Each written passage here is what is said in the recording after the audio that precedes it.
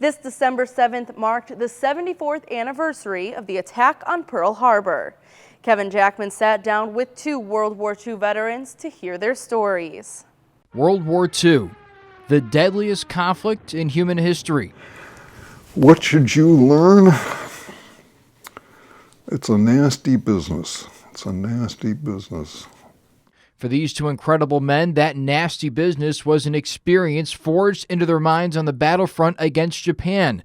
Now 93 and 89, 70 years removed from the war, Bob Piper and Cliff Preston share their war stories from the beginning. Our manager had taken us to Chicago, to the Chicago Theater, all the employees, for a Christmas gift on December 7th of 41.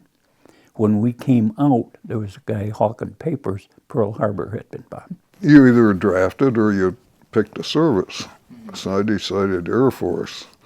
So I went to the recruiting section. They gave me a medical, and they said that I had color blindness, so I couldn't be a Air Force guy. The Navy said as long as I could see red and green, that's all right. Preston also joined the Navy. With training over, it was time to set west while the war continued on two fronts, one in Europe and the other in the Pacific against Japan, where Piper and Preston found themselves. And while Piper never saw the conflict firsthand, Preston had a near-death experience. All of a sudden, we heard a plane dive, and we quick doused the light. He came over us, only about 25 foot high, but he didn't fire on us.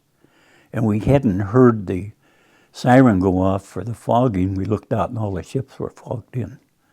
So he saw that little light and he dove on us, but for some reason he didn't fire. Just as the Navy was preparing to invade Japan, atomic bombs were dropped on Hiroshima and Nagasaki, ending the conflict in the West. It's a dumb thing to have to do, isn't it, really? Why should we go out and kill each other? It's crazy. Kevin Jackman for Naperville News 17. Cliff Preston turns 90 in May.